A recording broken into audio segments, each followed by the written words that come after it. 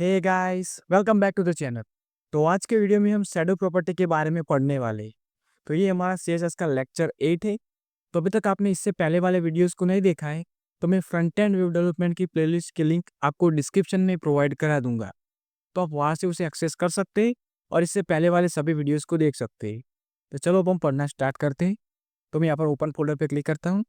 Okay, उसके बाद मैं यहाँ पर फोल्डर के अंदर जाता हूँ और यहाँ पर मैं राइट क्लिक करता हूँ और न्यू में जाके एक फोल्डर को क्रिएट करता हूँ और यहाँ पर मैं लिखता हूँ CSS लेक्चर 8।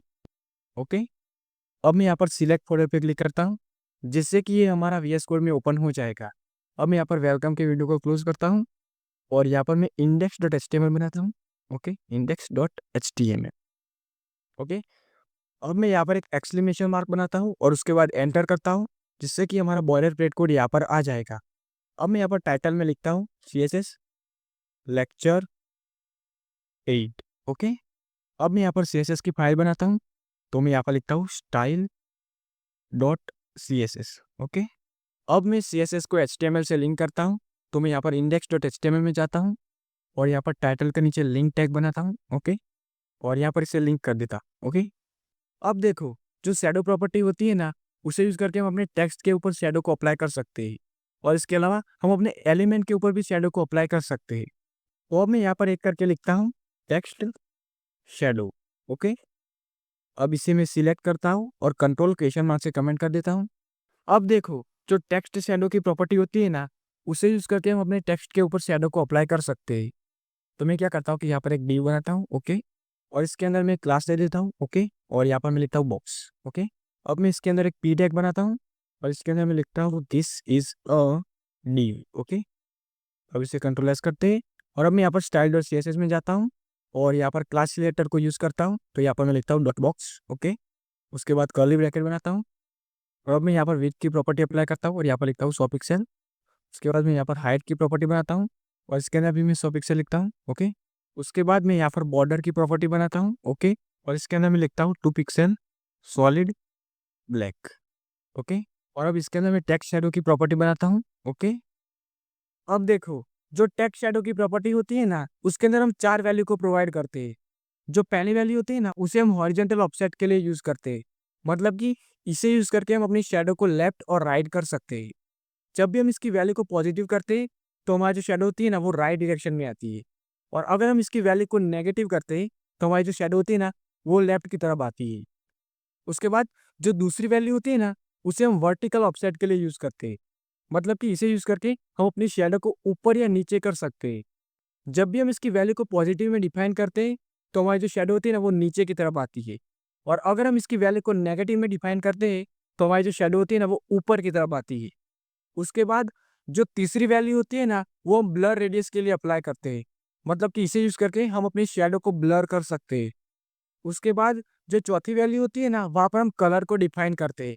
मतलब कि हमारी जो शैडो होगी वो कौन से कलर की दिखाई देगी, उसे हम यहाँ पर डिफाइन कर सकते हैं।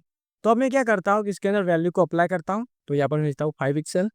उसके बाद 10 पिक्सल, ब्लर में मैं लिखता हूँ 5 पिक्सल और कलर में लिखता हूँ रेड।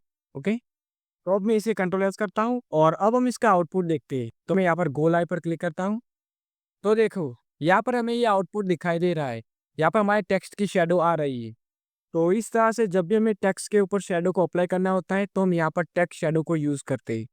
तो चलो अब हम VS कोड में वापस जाते हैं और आगे बात करते हैं। तो अब मैं यहाँ पर index.html में जाता हूँ। तो चलो अब हम आगे बात करते हैं। तो मैं क्या करता हूँ, इस div के नीचे 2 करके लिखता हूँ बॉक्स शेडो। ओके, अब मैं इसे सिलेक्ट करता हूँ और कंट्रोल क्वेश्चन मार्क से कमेंट कर देता हूँ। अब देखो जो बॉक्स शैडो की प्रॉपर्टी होती है ना, उसे यूज करके हम अपने बॉक्स के ऊपर शैडो को अप्लाई कर सकते हैं। तो मैं क्या करता हूँ कि यहाँ पर एक div बनाता हूँ। ओके, और इसके अंदर मैं एक आईडी दे देता हूँ और यहाँ पर मैं लिखता हूँ बॉक्स। ओके, अब मैं इसे कंट्रोल एस करता हूँ और यहाँ पर स्टाइल और CSS में जाता हूँ। तो मैं यहाँ पर आईडी सिलेक्टर को यूज करता हूँ तो यहाँ पर मैं लिखता हूँ हैश बॉक्स। ओके, उसके बाद कर्ली ब्रैकेट बनाता हूँ और इसके अंदर मैं विड्थ की प्रॉपर्टी को अप्लाई करता हूँ और यहाँ पर मैं लिखता हूँ 100 पिक्सल। ओके, उसके बाद मैं यहाँ पर हाइट की प्रॉपर्टी अप्लाई करता हूँ और यहाँ पर मैं 100 पिक्सल लिखता हूँ। उसके बाद मैं यहाँ पर बॉर्डर की प्रॉपर्टी बनाता हूँ। ओके, और यहाँ पर मैं लिखता हूँ 2 पिक्सल सॉलिड ब्लू। ओके, तो अब मैं यहाँ पर बॉक्स शैडो की प्रॉपर्टी बनाता हूँ। ओके, अब देखो जो बॉक्स शैडो की प्रॉपर्टी होती है ना, इसके अंदर हम 5 वैल्यू को डिफाइन करते हैं। जो पहली वैल्यू होती है ना, उसे हम हॉरिजॉन्टल ऑफसेट के लिए डिफाइन करते हैं। उसके बाद जो दूसरी वैल्यू होती है ना, उसे हम वर्टिकल ऑफसेट के लिए डिफाइन करते हैं। उसके बाद जो तीसरी वैल्यू होती है ना, उसे हम ब्लर रेडियस के लिए डिफाइन करते हैं। और उसके बाद जो चौथी वैल्यू होती है ना, उसे हम स्प्रेड रेडियस के लिए डिफाइन करते हैं।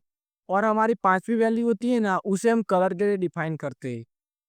अब देखो, यहाँ पर 4 वैल्यू तो सेम ही है, जो हमने ऊपर टेक्स्ट शैडो के अंदर पढ़ा। यहाँ पर सिर्फ एक ही नई वैल्यू ऐड हुई है, जिसका नाम है स्प्रेड रेडियस।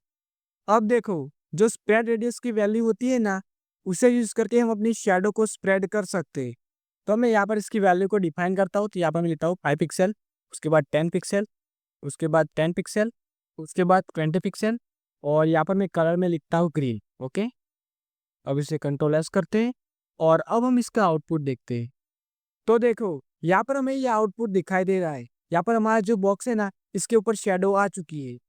तो इस तरह से हम यहाँ पर बॉक्स के ऊपर भी शैडो को लगा सकते हैं।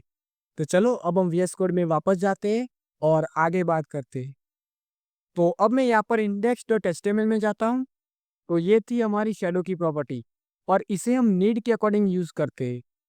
तो चलो, अब हम बात करते हैं कि आपको ये नोट्स कैसे मिलेगी, मतलब कि यहाँ पर हमने जो कोड किया है, तो आपको ये फाइल कैसे मिलेगी।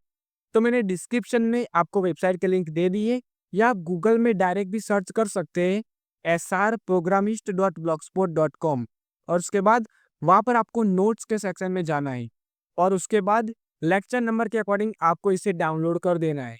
जैसे कि ये हमारा CSS का लेक्चर 8 है, तो वहाँ पर आपको CSS लेक्चर 8 लिखा हुआ दिखाई देगा। उसके सामने जो डाउनलोड का बटन होगा ना, वहाँ पर आपको क्लिक करना है। जैसे ही आप वहाँ पर क्लिक करेंगे, तो आप ड्राइव में रिडायरेक्ट हो जाएंगे। अब ड्राइव में क्या होता है कि हमने जो भी फोल्डर अपलोड किया होता है, उसका नाम ऊपर दिखाई देता है, और उसके अंदर जो भी फाइल होती है ना, वो हमें बीच में दिखाई देती है।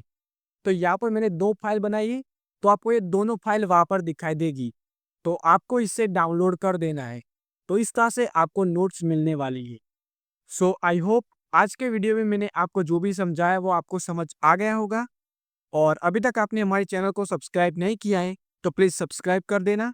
सो thanks for watching, and I will meet you in next one.